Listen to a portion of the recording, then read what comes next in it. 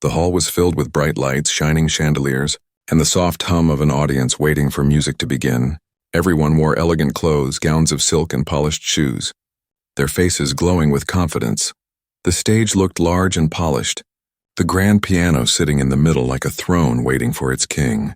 People whispered to each other, some with curiosity and others with mocking smiles. The competition was not small. It was one of the most respected music contests in the city. Only the best dared to come here then. Through the tall wooden doors, a young man walked in. His steps were slow, almost unsure. His clothes were plain, a worn-out jacket, faded pants, and shoes that had seen better days. He did not look like a musician, not like the others who came with shining instruments and proud families. He carried nothing but himself, his hands trembling slightly as he clutched his entry number. Some people in the audience noticed him and laughed softly, whispering, "What is he doing here?" Others shook their heads, already certain that he was going to embarrass himself. As he walked further down the aisle toward the stage, the pressure grew heavier. He could feel eyes burning into his back. He heard the quiet chuckles, the sighs of annoyance, the cruel little jokes people shared with each other. Every step felt heavier than the last. His heart pounded inside his chest, so loud that he thought everyone could hear it. He wanted to turn back to leave, but something inside pushed him forward. The stage seemed endless, but at last he reached it. The spotlight fell on him, making him squint for a moment. The hall was silent, and in that silence his fear screamed louder. He could see the judges sitting in the front row, their expressions sharp and unreadable. Among them sat the director of the contest, a man known for his strict eye and unforgiving judgment. The director leaned back in his chair, his arms crossed. He looked at the young man with the same expression one gives to a mistake. The young man swallowed hard. His throat was dry, his palms damp with sweat. He stepped toward the piano. The audience watching every movement, someone coughed loudly. Another chuckled, breaking the silence. The sound echoed inside his head, and his face grew hot with shame. His legs felt weak, as if they might give out before he even sat down. Still, he forced himself to keep walking. When he reached the piano bench, the whispers grew louder. He could almost hear the cruel words. "He looks nervous already. This will be over soon. What a waste of time." A small group of young musicians in the back even laughed openly, shaking their heads as if the contest had been ruined. The sound of their laughter cut into him like sharp glass. He pulled the bench gently, the wood scraping softly against the stage floor. The noise felt too loud, too clumsy. His fingers shook as he adjusted the bench, trying to make himself comfortable. His back was stiff, his breaths uneven. He sat down slowly, trying not to meet the eyes of the audience. His gaze fell on the piano keys, shining like teeth under the lights. They looked endless, impossible, like a battlefield where he was about to lose. The judges leaned slightly forward, their pens ready, their eyes fixed. The director raised an eyebrow, almost daring him to try. The young man could feel the weight of their judgment before he even touched the keys. His hands hovered above them, trembling so much that he quickly placed them on his lap. He closed his eyes for a brief second. Trying to calm the storm inside, memories rushed back. The nights he spent practicing alone. The times he had no teacher, no guide, only an old piano in a forgotten corner of a small hall. He remembered the hunger, the frustration, the endless hours where he failed again and again. But he also remembered the promise he had made to himself, a promise that one day he would show the world what music meant to him. Opening his eyes, he lifted his hands again. The audience giggled softly, mistaking his hesitation for weakness. A man in the crowd even whispered, "He doesn't know what he's doing." The young man heard it, every cruel word cutting deep. But this time he did not let it stop him. He breathed deeply, his chest rising and falling as if preparing for battle. He looked at the keys, his vision sharp now. His fear was still there, heavy and suffocating. But hidden underneath was something stronger. A fire that refused to die. He straightened his back, placed his hands carefully above the keys, and waited for the right moment. The room grew quiet, as if everyone leaned in to watch him fail. The nervous entrance had been hard, cruel, and filled with laughter from strangers. But the young man knew that the true test had not even started. The next touch of his fingers on the keys would decide everything. The whispers behind him, the doubt in the judge's eyes, the mocking smile of the director. All of it would either crush him or fuel him. He closed his eyes once more, the light burning on his face, the silence pressing against his chest, and then with trembling hands he prepared to begin. The laughter still echoed in his mind, but his heart whispered louder, telling him not to give up, telling him that this was his moment, the moment no one believed he could take. The young man sat on the bench, and the stage suddenly felt bigger than it had ever looked from the audience's side. The bright lights above him burned down on his shoulders, making the air heavy. His shadow stretched long across the polished wooden floor. For a moment he felt like a tiny figure in a world far too large. The grand piano in front of him gleamed, its black surface shining like a mirror. The keys waited silently, cold and white, daring him to press them. The audience was restless.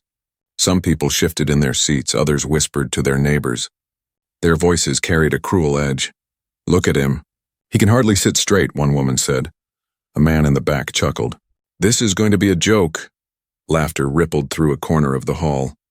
The young man heard every sound, his ears sharp with fear. His throat tightened, and for a second he wanted to get up and walk away. But his body would not move. He stayed seated, staring at the keys. His fingers twitched above them, trembling as if the weight of the whole hall pressed down on his hands. He imagined himself hitting the wrong note. Imagined the entire crowd bursting into laughter. His stomach twisted painfully. He thought about his small room back home, the old piano with broken strings where he had practiced night after night. There no one had watched him. There no one had laughed. But here hundreds of eyes waited, ready to see him fail. The silence of the stage was crushing.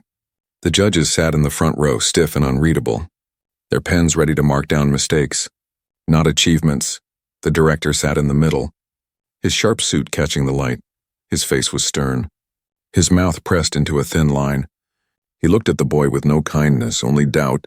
It was as if the director had already decided the ending before it even began. The young man adjusted his seat again, his movements awkward and nervous. The wooden bench creaked softly, echoing far too loud in his ears. A cough came from the audience, followed by a stifled laugh. He felt heat rise in his cheeks. Sweat gathered on his forehead. He wiped his hands quickly on his trousers, trying to steady them, but the shaking did not stop. He lifted his hands once more, hovering above the piano.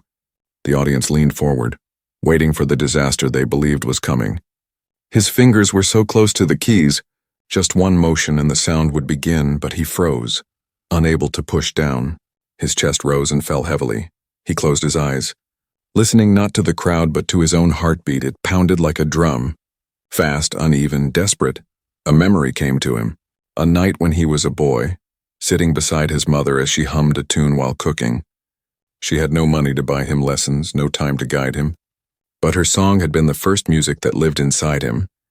He remembered how she had smiled at him and said, "When you play like you are speaking to someone's heart, not just their ears."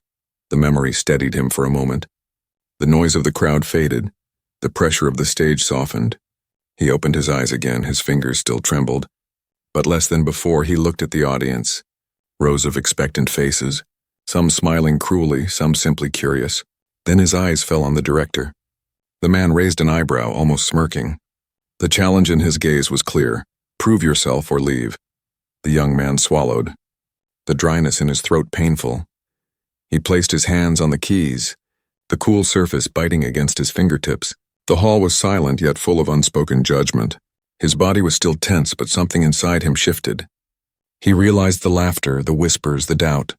None of it mattered if he could let the music speak. The piano was not his enemy, it was his only ally. For a moment, he simply sat still, his fingers resting on the keys. The audience grew impatient. A few people muttered, "Is he going to play or not?" Someone chuckled. Maybe he forgot how. The young man heard them, but he refused to move too quickly. He needed one more breath, one more second to gather his courage. The emptiness of the stage was heavy, but it was also a chance.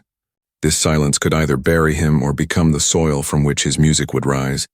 He straightened his back slowly, his shoulders firming. The fear did not vanish, but he placed it deep inside, holding it like fuel. The piano seemed to wait with him, its black frame towering, its strings hidden but ready to sing. He closed his eyes for the second time, shutting out the faces, shutting out the lights. The stage was still empty, but in his mind, he filled it with the memory of melodies he had practiced, the sound of nights where only he and the old piano existed. Finally, he drew in a deep breath, His chest expanded, and with it his courage. He opened his eyes once more, and this time his gaze was steady. His hands pressed lightly on the keys, and the silence of the empty stage trembled. The first note was only a heartbeat away, and the audience had no idea that their laughter was about to be silenced. His fingers finally touched the keys, and a single note slipped into the air, soft and fragile. It was so faint that some people in the audience tilted their heads, wondering if it was even music or just a mistake. The young man's hand shook as he pressed the next keys. The sound uneven, like footsteps on broken ground. A small laugh escaped from the back of the hall, and someone whispered, "I knew it. He can't play." The sound stabbed into his chest, but he did not stop. He could not stop. The melody at first was weak, almost like a child speaking its first words. It trembled, it stumbled, but it did not die. The young man closed his eyes, trying to shut out the faces, the whispers, the weight of judgment pressing down on him. He thought of his small room again, the old piano with chipped keys where he had practiced for years. There in the silence of his lonely nights, the music had always spoken clearly. He needed to bring that voice back now. He slowed his breathing, pressing the next notes with more care. The sound came smoother, flowing gently like water across stone. The audience, ready to laugh again, grew quiet for a second. His fingers began to find their rhythm, the hesitation melting little by little. Each note followed the last more confidently, as though his hands were remembering their purpose. Still, doubt clawed at him. He could hear his own heartbeat louder than the piano. He imagined himself failing, imagined the director shaking his head in disappointment. The fear nearly crushed him. But then, in the middle of the silence, a memory returned, his mother's soft voice saying, "Play like you are telling a story, let them feel your heart." He swallowed hard, and the words echoed in his mind, stronger than the laughter. He pressed harder, the notes rising higher. The sound grew richer, carrying a warmth that spread across the hall. Some in the audience leaned forward. Surprised by the sudden change, the giggles faded into silence, replaced by curiosity. His hands, though still trembling, began to fly with more certainty. His eyes opened, and for the first time he was not looking at the crowd but at the piano itself. His partner, his friend, the melody built itself slowly, like a sunrise breaking through clouds. At first faint and uncertain, but now glowing with strength. The young man's shoulders relaxed, his body moving with the rhythm. His fingers no longer stumbled, they danced. The sound was not the weak whisper it had been in the beginning. It was growing into a voice, powerful and undeniable. One child in the front row tugged at her mother's sleeve and whispered, "It's pretty." The mother, who had been ready to laugh minutes ago, found herself nodding. The judges exchanged quick glances, their pens frozen for a moment. Even the director, who had leaned back lazily before, now sat forward, his sharp eyes narrowing. The young man did not notice he was somewhere else, lost inside the world of his music. The audience that had come expecting failure was now trapped. Unable to look away, the first few notes had promised disaster. But now the song was weaving itself into something haunting, something beautiful. It carried sadness, hope, and longing all at once. Each sound pulled at the air, filling every corner of the hall. The young man poured his pain into the keys, his loneliness, his endless hours of struggle, and it became a language no one could ignore. His hands moved faster now, racing across the keys. The room was silent except for the storm he was creating. The same people who had mocked him now sat frozen, their laughter forgotten. The sound demanded attention, demanded respect. It was as though the piano itself had chosen him, answering his touch with brilliance. But even in that rising strength, the young man felt the weight of what was still ahead. He knew one wrong slip could shatter the spell. The fear did not vanish, but instead of stopping him, it fueled him. His chest rose and fell with every phrase, every chord, as if he were breathing life into the hall. The first notes that had seemed weak and broken were now the seeds of something no one had expected. The young man's performance was not just playing, it was speaking, telling everyone a story of struggle and survival, a story of being laughed at, doubted, and ignored, and yet still daring to rise. When he reached the end of the passage, he let the last note linger. Hanging in the silence for a moment, there was no sound at all. The audience sat still, eyes wide, breaths held.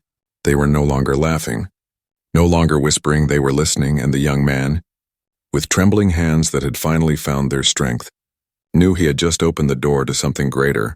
The true performance had only begun. The sound of the piano had changed the air. The same people who had laughed only minutes ago now leaned forward in their seats. Their eyes were wide, their faces tense, as if they were afraid to miss a single note. The young man, who had entered the stage like a shadow, now held them in the palm of his hand. His fingers moved faster, weaving one sound into another, creating a story too powerful to ignore. At first, no one wanted to admit it.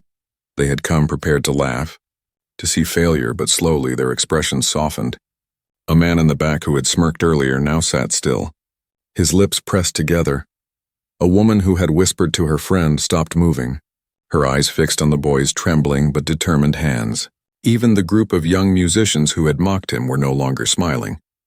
They exchanged glances but said nothing, because the music left no space for cruelty. The melody carried emotion that words could not hold.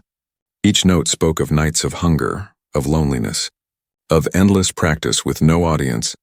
The sorrow in the music touched something deep inside the listeners. Some felt their eyes sting with unexpected tears. Others shifted uncomfortably, as if ashamed for judging too soon. The hall, which had been filled with laughter and whispers, was now wrapped in silence. The only sound was the piano, filling every corner, echoing against every wall. The young man felt the change. He had walked onto that stage feeling like prey surrounded by hunters. But now, as his music poured out, he realized the hunters were frozen, powerless. His fear did not disappear completely, but it turned into fire, fueling each movement. His back straightened, his breathing steadied. His hands, once trembling, now danced with purpose in the front row. The judges leaned closer. They had seen hundreds of performers before, but there was something different here. This was not polished skill learned from a famous teacher. This was raw emotion carved into sound. One judge tapped her pen against the paper but did not write, her hand refusing to break the moment.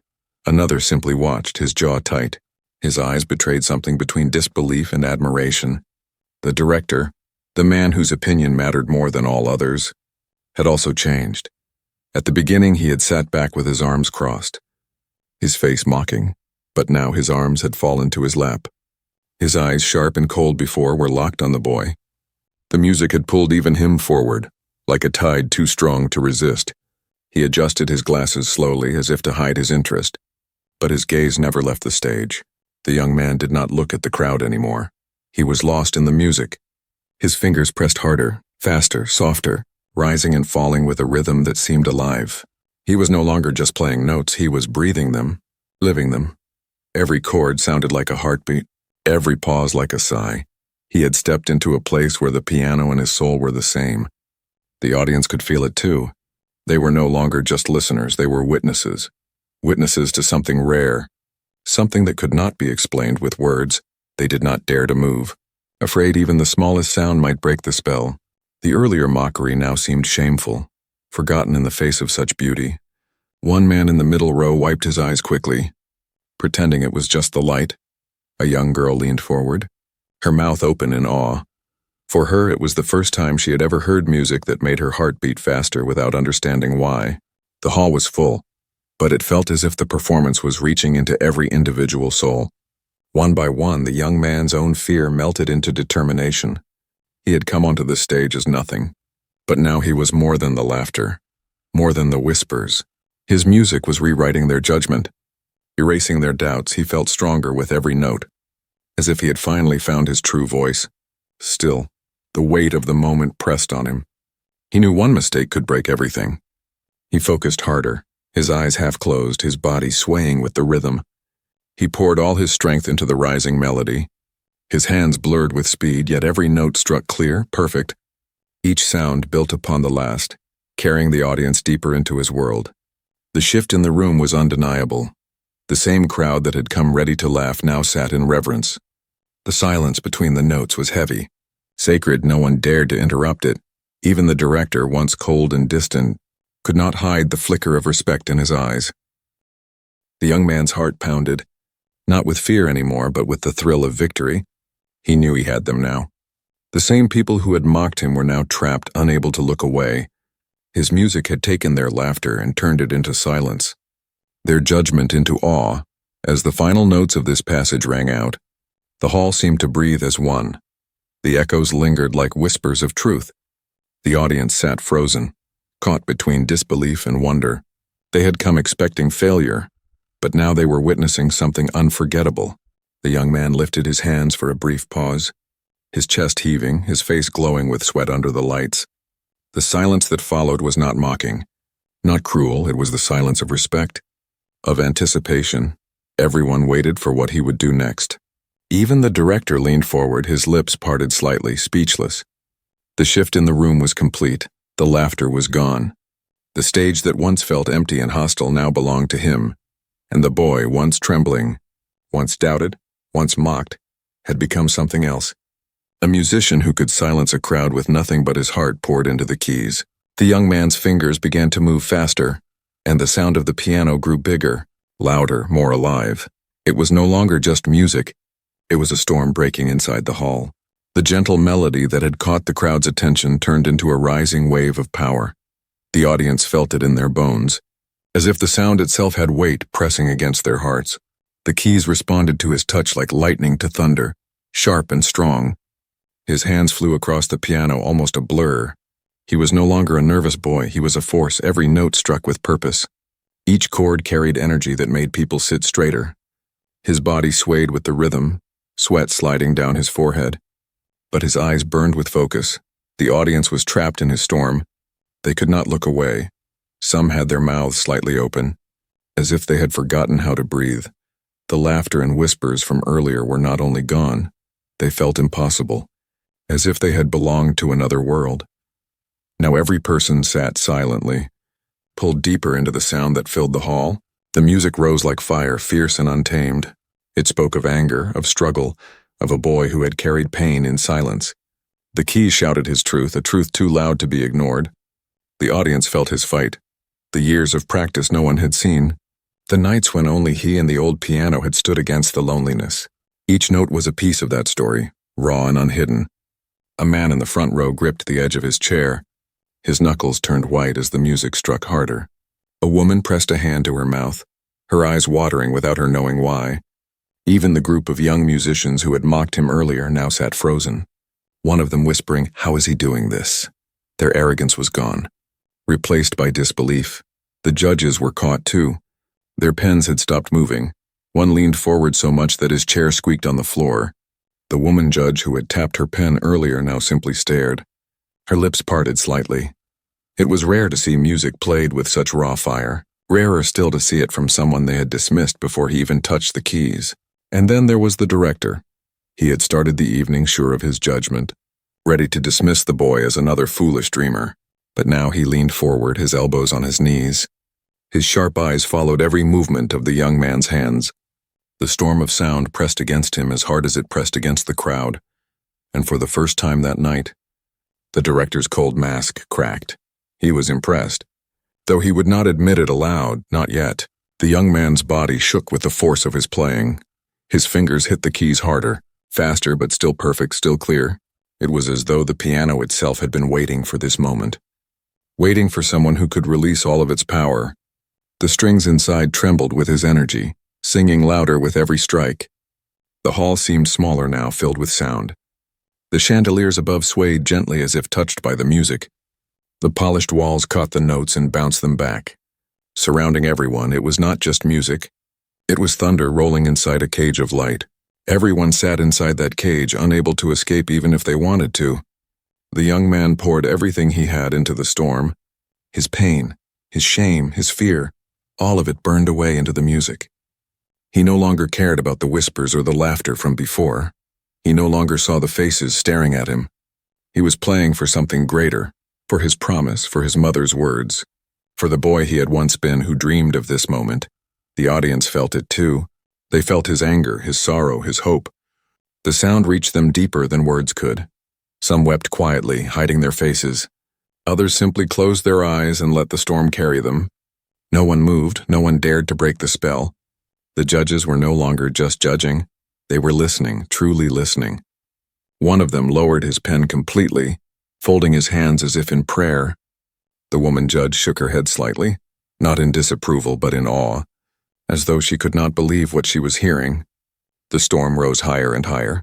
His hands pounded the keys with fire. Yet every note stayed beautiful, powerful. His chest rose and fell with heavy breaths, but he did not slow. He would not slow, not until every ounce of himself was inside the music. Finally, the storm reached its peak. His hands flew faster than ever before. The sound grew wild, filling every corner of the hall like crashing waves. The audience leaned forward, hearts racing, unable to look away. It was too much, too strong, and yet they wanted more, and then, just as suddenly as it had risen, the storm began to soften. The young man slowed his hands, the thunder fading into a gentle rain of sound. The fierce chords became softer notes carrying sorrow once again. His body leaned forward, his chest heaving, sweat dripping onto the keys, but he did not stop. He let the music breathe. Calming after the storm, the audience sat frozen in the silence between the fading notes. Their hearts were still racing, their minds shaken. They had been inside the storm, they had felt its rage, and now they sat trembling in its quiet aftermath. The young man's eyes lifted for the first time. He glanced at the judges, at the audience, at the director. Their faces told him everything. They were not laughing now, they were not whispering. They were caught, trapped, silenced by his storm. He lowered his head again, pressing the last gentle notes, letting them fall like raindrops into the hall. The storm was over, but its memory lingered. Strong and unshakable, the audience had come expecting weakness. But they had been struck by fire, and the boy on stage, once nervous, once mocked, now stood as the master of the storm. The storm inside the hall had faded, but the silence it left behind was even louder. The young man sat on the piano bench with sweat on his forehead, and fire still burning in his chest. His fingers hovered above the keys for only a breath before they began to move again. This time the sound was softer, slower, like the quiet after rain. The audience, still stunned from the storm, leaned forward once more, afraid to miss the smallest note. His hands slid gently across the keys, and the music became tender. Like a whisper, it was no longer a fight, no longer anger, it was healing. The soft chords touched the hall like warm hands over a wound.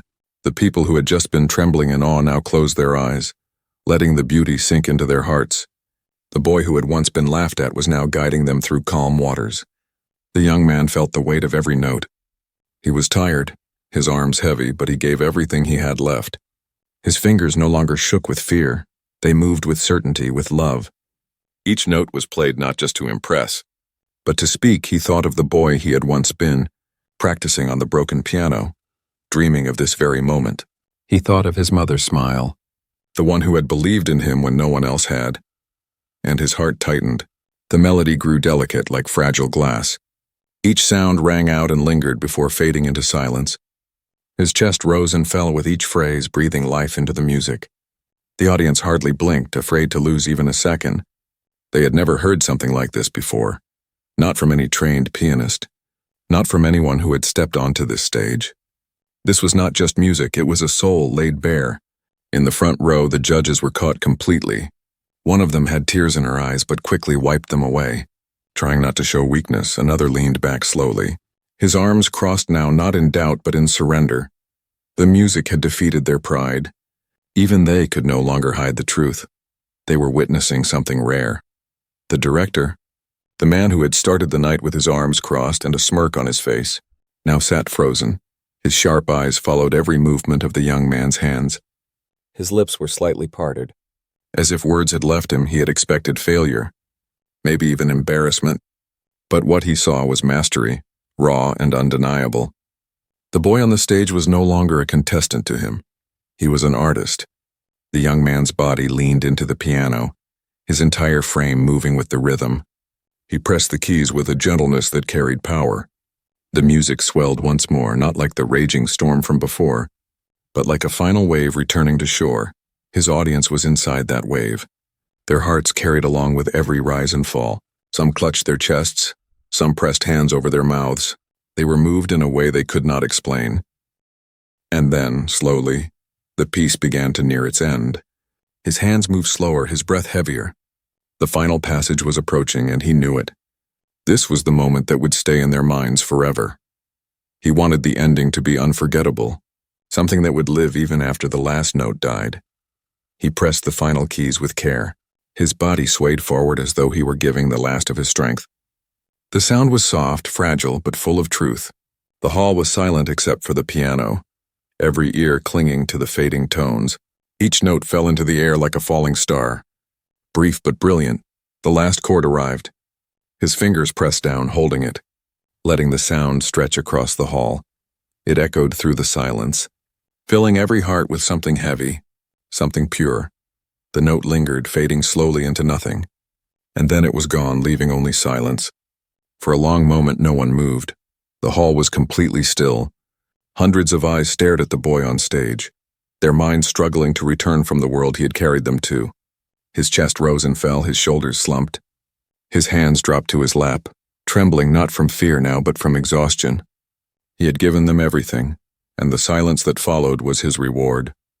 The judges sat motionless, their pens had stopped long ago. They looked at one another, but no words came. The director's face was unreadable, yet his silence said more than words ever could. The audience sat frozen in their seats, breaths held as if afraid to break the spell. The boy lifted his head slowly. His eyes scanned the hall. The same faces that had once mocked him now stared in awe, some with tears, some with wonder, none with laughter. For a second, he could hardly believe it himself. He had done it. The boy who had walked in as a stranger, laughed at before he touched the keys, had finished with silence more powerful than any applause. And then the silence broke, not with laughter, not with whispers, but with the sound of hearts pounding and breaths releasing all at once.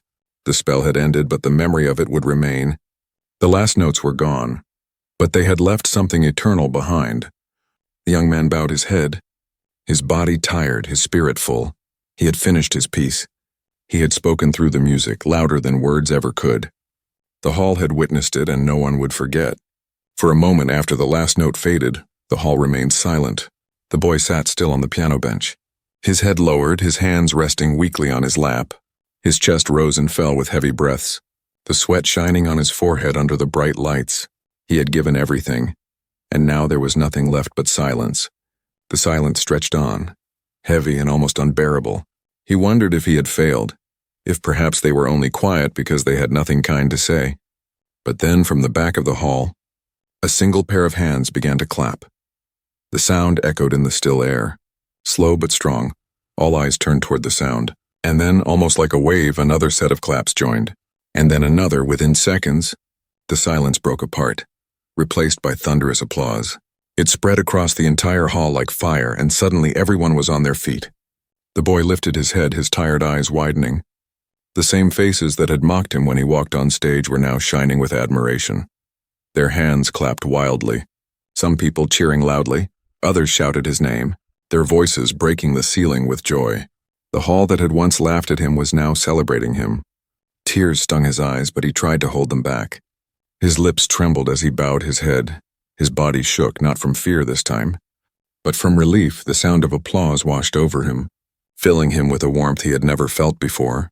He looked at the crowd again and saw people smiling, people who had once whispered cruel jokes now shouting his praise. It was almost too much to believe. One young girl in the front row jumped up and clapped harder than anyone.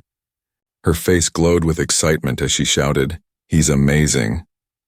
Her mother, who had whispered mocking words before, now wiped her eyes, embarrassed by her own mistake. In the middle rows, the group of young musicians who had laughed at him earlier now stood, their clapping hesitant at first, but soon even they gave in, forced to respect the truth of what they had just witnessed.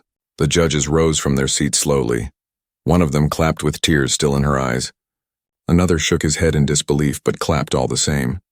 They had not expected this. They had thought him nothing, and now he had proved them wrong in the most unforgettable way.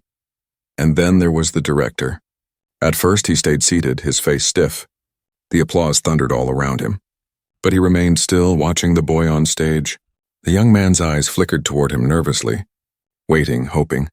The director's lips pressed tight, his face unreadable. The boy's chest tightened, wondering if even after all this the man would not acknowledge him.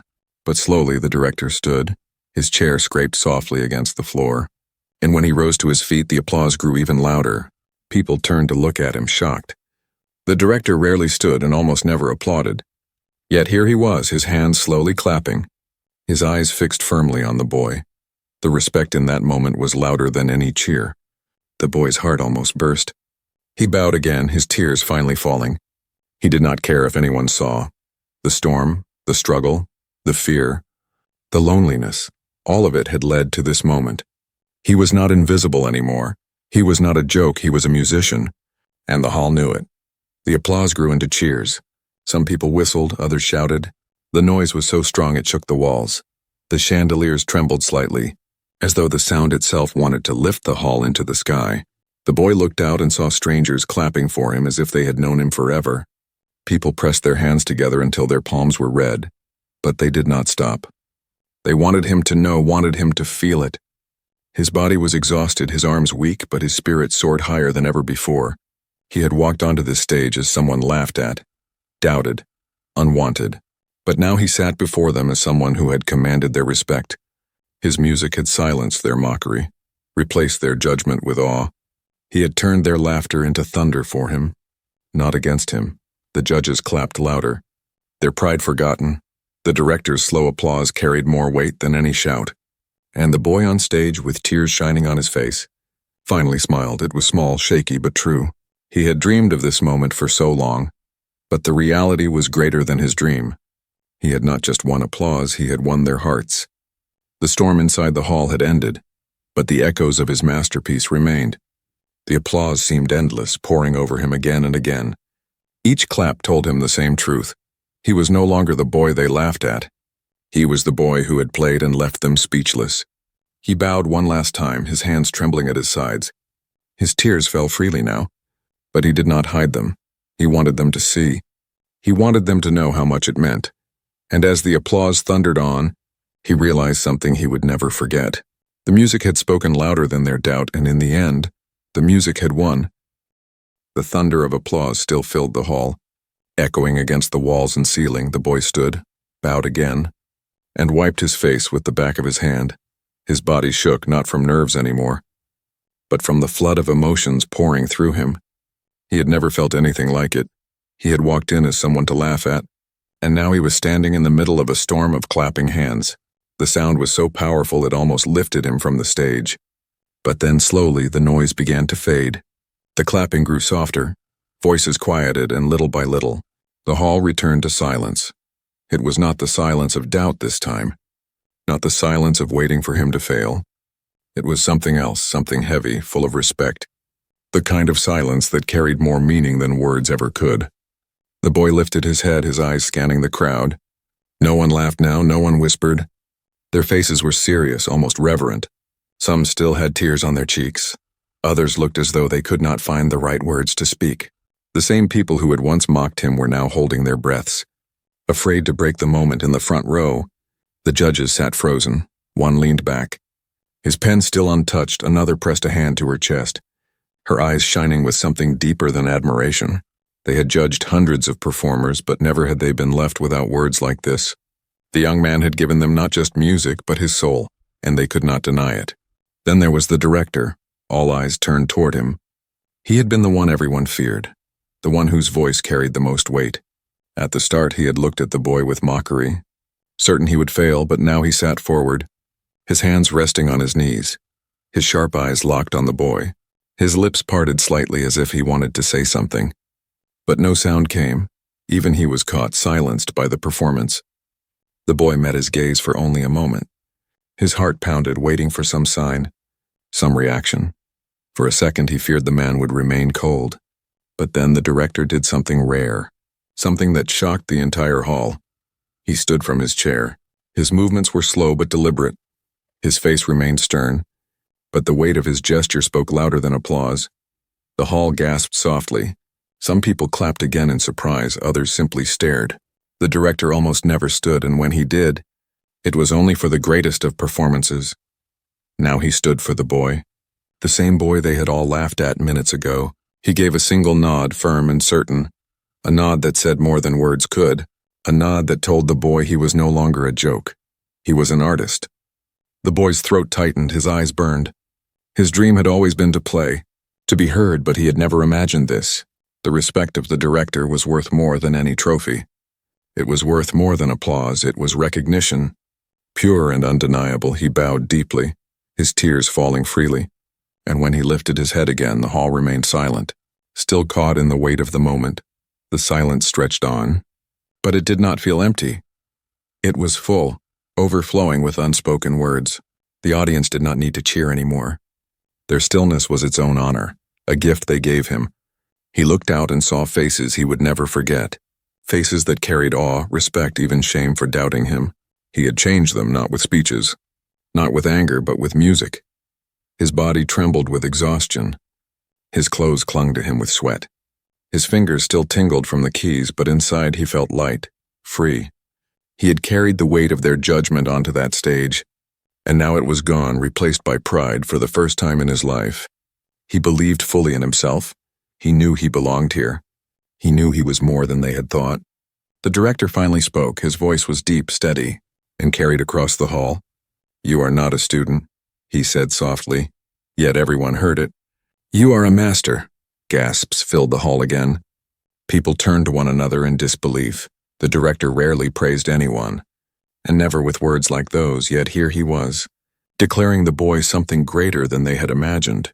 The boy lowered his head, tears streaming down his face. His hands trembled at his sides. He had no words, none that could carry the weight of what he felt. He only bowed again, his heart pounding with gratitude. The hall erupted once more in applause, but it felt different now. It was not just celebration, it was recognition. It was respect, true and unshakable. People stood on their feet, clapping, shouting. Some cried openly, others smiled through their tears. The storm of sound returned, but now it was not for the music. It was for the boy himself. He stood there, letting it wash over him, his face wet with tears, his lips trembling with a small smile. He knew his life had changed. He knew he had proved himself not only to them, but to himself. The silence, the nod, the words, and the applause would live in his memory forever. And as he stepped back from the piano, bowing one last time, he understood the truth. They had laughed when he sat down, but now they would never forget the moment he rose. The boy they mocked had left the hall as something more, a master whose music had spoken louder than their doubts, louder than their laughter, louder than words.